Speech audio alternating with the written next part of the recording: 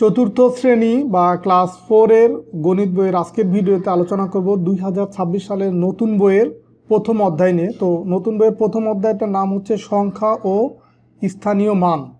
তো এখানে আমরা আজকের ভিডিওতে প্রথম পৃষ্ঠা মানে 1 পৃষ্ঠা এবং 2 পৃষ্ঠা নিয়ে আলোচনা করব। তো দেখো, সংখ্যা গণনা এখানে দেওয়া আছে যে একটি পরিবেশ বান্ধব গাড়ির মূল্য হচ্ছে, এখানে একটা সংখ্যা দেওয়া আছে, যেহেতু বড় সংখ্যা তো এখানে এই সংখ্যাটা কত সেটা বোঝার জন্য তোমাকে একক, দশক, শতক, হাজার, অযুত, লক্ষ এই বিষয়গুলো তোমাকে জানতে হবে। তো এইগুলো যদি জানো তাহলে এই সংখ্যাটা তুমি সহজেই মানে পড়তে পারবা বা বলতে পারবা। তো এখন আমরা এইটাই কিভাবে আমরা এই সংখ্যাটা বলতে পারি বা পড়তে পারি সেটাই শিখবো, যে এখানে সংখ্যাটা কত।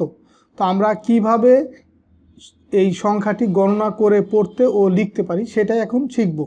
তো এখন দেখো, এখানে যে অনেকগুলা অঙ্ক মিলে হচ্ছে একটা সংখ্যা, এই পুরাটা মিলে হচ্ছে একটা সংখ্যা, যে পুরাটা হচ্ছে একটা সংখ্যা। আর এখানে আলাদা আলাদা যে এই 1 বা 4, 8 এগুলো হচ্ছে এক একটা অঙ্ক। তো এখানে এই পুরা সংখ্যাটা ডান পাশের যে অঙ্ক এই 1, এটাকে বলা হয় একক স্থানীয় অঙ্ক। তার পরেরটা হচ্ছে 4 হচ্ছে দশক স্থানীয় অঙ্ক, 8 শতক, 2 হচ্ছে হাজার, 1 হচ্ছে অযুত, 3 হচ্ছে লক্ষ। তো এইগুলা যদি আমরা জানি তখন কিন্তু খুব সহজেই বলতে পারবো। তো এখন আমরা দেখি যে নিচে এগুলোর মাধ্যমে কিভাবে এই সংখ্যাটাকে সহজে পড়তে পারি। তো এখানে রাফি বলতেছে, এসো আমরা ভেবে দেখি কিভাবে বড় সংখ্যা গণনা করা যায়। তো তুলি আবার বলতেছে যে আমরা তৃতীয় শ্রেণীর পতই স্থানীয় মান ব্যবহার করে গণনা করতে পারি ও লিখতে পারি। চলো আমরা গাড়ির মূল্য পড়ি ও লিখি। তো এখানে এই যে আমি যেটা একটু আগে বলতেছিলাম যে প্রথম হচ্ছে একক স্থানীয় অঙ্ক, তারপরে দশক, তারপরে শতক, হাজার, অযুত, লক্ষ। আর এটা হচ্ছে ডান দিক থেকে আসে, কিন্তু আমরা যেমন লেখার সময় বাম দিক থেকে লিখি, আর এখানে হচ্ছে এই একক, দশক, শতক এটা আসবে ডান দিক থেকে, মানে ডান পাশের এটা হবে একক, তারপরে দশক, এইভাবে করে যেতে থাকবে। তো এখানে যে সংখ্যাটা ছিল সবচেয়ে ডান পাশের যে অঙ্ক 1, সেটা বসবে এই ডান পাশে এককের নিচে, তার বাম পাশেরটা বসবে দশকের নিচে, তার বাম পাশেরটা শতকের নিচে, তার বাম পাশেরটা হাজারের নিচে, তার বাম পাশে অযুতের নিচে, তার বাম পাশে লক্ষর নিচে। তো এর পরে কিন্তু আরও কিছু আছে মান, সেগুলো আমরা পরে দেখব, যে লক্ষর পরে নিযুত বা কোটি আছে, এগুলো আমরা আরও বড় সংখ্যার ক্ষেত্রে ওগুলো প্রয়োজন হবে, তখন আমরা ওইটা শিখব। তো এখানে এই যে একক আর দশক এই দুইটাকে একসাথে পড়া হয়, আর শতককে আলাদাভাবেই পড়া হয়। অযুত আর হাজার এটাকে আবার একসাথে পড়া হয়। আর এখানে যেহেতু লক্ষ পর্যন্ত আছে, তো বাম পাশে যদি লক্ষর পরে নিযুতটা থাকতো তখন আমরা এই নিযুত আর লক্ষ একসাথে পড়তাম। তো যেহেতু এখানে শুধু লক্ষ আছে, তো লক্ষর বাম পাশের যে নিযুত সেটা আর প্রয়োজন হচ্ছে না। তো এখন তাহলে এইখানে আমরা পড়বো কিভাবে? দেখো, 3 আছে লক্ষ নিচে, এই কারণে 3 লক্ষ হবে।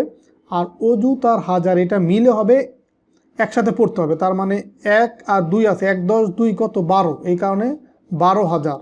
8 শত, এই 4 10 1 41, এই দুইটাকে যেহেতু একসাথে পড়তে হয়, 4 10 1 41, তার মানে এই পুরা সংখ্যাটা হবে 3,12,841। এই হচ্ছে পুরা সংখ্যাটা। তো এখানে দেখো, আমরা এই 3,12,841 সংখ্যাটি পড়ি, 3,12,841, মানে এইটাই আমরা আবার পড়লাম। তো এটাকে এই যে বড় সংখ্যা, এটা কমার মাধ্যমে আমরা আরও সহজভাবে পড়তে পারি। যেমন এইখানে যে কয়টা অঙ্ক আছে ডান দিক থেকে প্রথমে 3টা অঙ্কের আগে একটা কমা দিব, তারপরে 2টা করে আগে আমরা কমা দিয়ে যাব। তো এইখানেও দেখো, এই যে 3 লক্ষ মানে কমা দিয়ে হচ্ছে সেপারেট করব বা আলাদা করব, তার মানে এখানে কত 3,12,841। তো এভাবে আমরা মনে রাখতে পারি। তো এখন স্থানীয় মানগুলো আমরা দেখি। দেখো, এই যে 1 এটা সবচেয়ে ডান পাশের যে অঙ্ক, এটা 1, তো এটাকে বলা হয় কি একক। এবং একক যেটা সেটা হচ্ছে একক স্থানীয় অঙ্ক, এবং এটা যা থাকবে ওইটাই হবে মান, মানে একই হবে এটা, মানে এটা হচ্ছে স্থানীয় মান। এই যে এখানে আমরা যেটা লিখতেছি এটা হচ্ছে স্থানীয় মান, মানে এখানে লিখবো স্থানীয় মান। এই এককের পরের যেটা সেটা কি দশক, আর এ দেখো 4 দশক, এরকম টান দিয়ে লিখতে হবে। আর এই যে 4-এর পরে কয়টা অঙ্ক আছে? দেখো, 4-এর পরে একটা অঙ্ক আছে, যে একটা অঙ্ক আছে, এই কারণে দশক মানে হচ্ছে এই 4-এর পরে একটা শূন্য হবে। তো এরপরে 8 হচ্ছে কি শতক, এখানে লিখলাম 8 শতক। তো 8-এর পরে 2টা অঙ্ক আছে, 4 আর 1, এই কারণে 8-এর পরে হচ্ছে 2টা শূন্য। শতকের পরে হাজার, হাজারের পরে দেখো কয়টা অঙ্ক আছে, 3টা, তার মানে 2-এর পরে 3টা শূন্য হবে। দেখো এই যে 2000, এরপরে দেখো এই যে 2-এর পরে আমরা 2টা শূন্য দিছি। তো এখানে হাজার আর অযুত এটা হচ্ছে একসাথে পড়তে হয়, এই কারণে এই দুইটাকে আবার একসাথে টান দিয়ে যেরকম টান দিয়ে লিখছে। এখন দেখো এই হাজারের পরে কি অযুত, অযুতের পরে এই একের পরে কয়টা অঙ্ক আছে, 1টা 2টা 3টা 4টা, এই কারণে এক অযুত লিখছে এখানে, এবং এরপরে দেখো 4টা শূন্য। আর লক্ষ হচ্ছে 3 লক্ষ হবে। তো লক্ষর পরে দেখো এখানে কয়টা অঙ্ক আছে, 1 2 3 4 5, তার মানে এই 3 লক্ষ ডান পাশে টান দিয়ে 3-এর পরে 5টা শূন্য।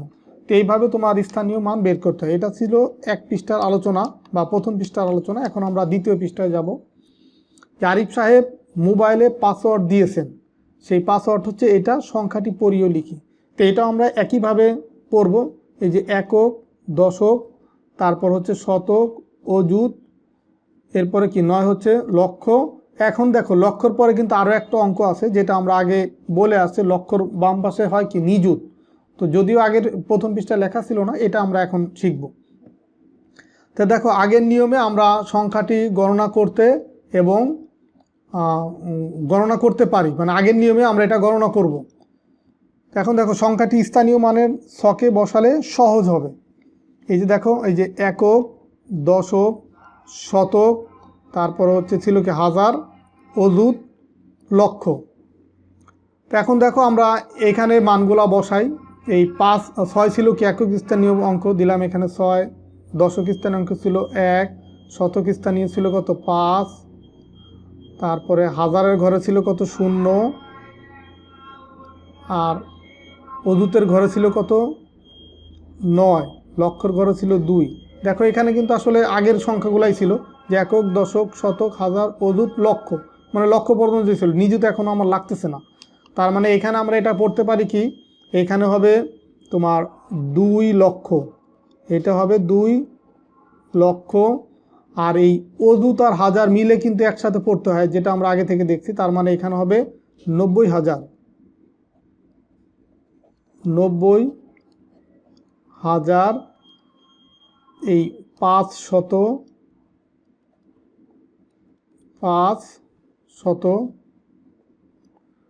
1 10 ছয় কত হয় 16, 516। তার মানে সংখ্যাটি কথায় লিখবো, এখন যেই লেখাটাই লিখবো, যে এখানে হবে কি 2,90,000,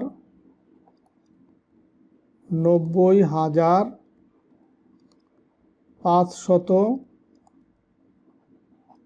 এখানে একটা চন্দ্রবিন্দু হবে, 516। এই হচ্ছে সংখ্যাটা কথায় লিখলাম।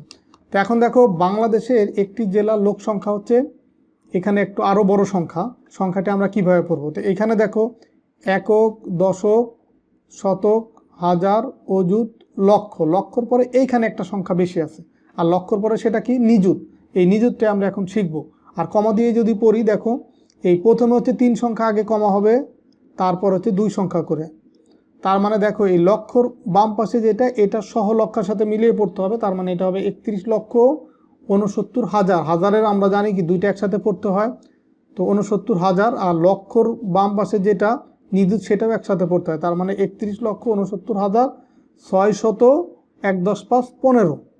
তো এভাবে আমরা পড়ব। তো এটা এই বড় সংখ্যাটি আমরা আগের নিয়ম অনুসারে, যে আগে যে আমরা একক, দশক, শতক লিখছি, সেটা লিখে আমরা একটু দেখি, তখন আরও সহজ হবে। দেখো একক, দশক, শতক, হাজার, অযুত, লক্ষ। আর লক্ষর বাম পাশে ছিল কি নিযুত হবে, এখানে নাই।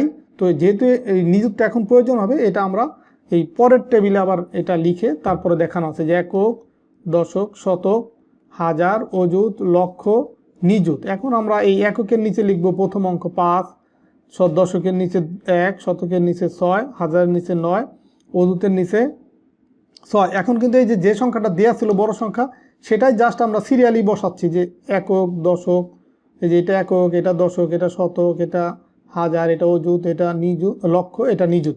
এগুলাই কিন্তু আমরা এখানে জাস্ট প্রত্যেকটা নিচে একটা করে অঙ্ক বসাচ্ছি। তো লক্ষর নিচে 1, নিযুতের নিচে 3। তো এখন আমরা জানি কি, তোমার এই দশক আর শতক মিলে হচ্ছে একসাথে পড়তে হয়, আর অযুত আর হাজার মিলে একসাথে পড়তে হয়, এই দুইটা। আর লক্ষ আর নিযুত মিলে একসাথে পড়তে হয়। তার মানে এখানে হবে দেখো 3 আর 1 3 × 1 31, তার মানে 31 লক্ষ, এই দুটো মিলে হলো 31 লক্ষ। আর অযুত আর হাজার মিলে হচ্ছে কি 6 × 10 = 69, তার মানে 69,000। আর 600 এই 1 × 10 = 15, 615। এই যে 3 আর 1 মিলে যে আমরা একসাথে পড়বো, এখানে একক হিসেবে লক্ষ হবে কিন্তু, মানে 31 লক্ষ। 6 × 10 = 9, 69, এই 9-এর উপরে যেটা থাকবে মানে ডান পাশের উপরে যেটা থাকবে সেটা হবে 69,000। তো এইভাবে পড়তে হয়। তার মানে আমাদের নতুন স্থানটির নাম হচ্ছে কি নিযুত। এই যে এটা আমরা যে নতুন স্থানটি পেলাম এটা কি নিযুত। তো 1 নিযুত ইকুয়াল তাহলে কত হয়? 1 নিযুত অর্থ হচ্ছে 10 লক্ষ। 1 নিযুত ইকুয়াল হচ্ছে 10 লক্ষ।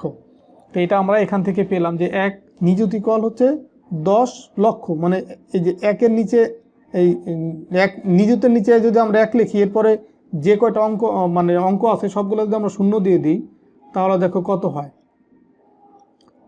এ দেখো এখন একক, দশক, শতক, হাজার, অযুত, লক্ষ। তো দেখো লক্ষ যেহেতু তার বাম পাশের অঙ্ক সহ পড়তে হয়, তার মানে এখানে 10 লক্ষ হলো, 10 লক্ষ। আর এরপরে তো আর কোনো শূন্যই আছে সবগুলা, তার মানে 10 লক্ষ। এই যে এখানেও যদি আমরা শূন্য দেই, কমা দেই, তাহলেও কিন্তু সেই 10 লক্ষই হচ্ছে। তার মানে 1 নিযুত অর্থ হচ্ছে 10 লক্ষ। তো যাই হোক, আজকের ভিডিওতে তোমাদেরকে আমি প্রথম পৃষ্ঠা এবং দ্বিতীয় পৃষ্ঠা সমাধান করে দিলাম। তো এইভাবেই কিন্তু আমি ধারাবাহিকভাবে প্রত্যেকটা পৃষ্ঠার অঙ্ক তোমাদেরকে সমাধান করে দেবো, এবং 2026 সালের যে নতুন বই সেটার।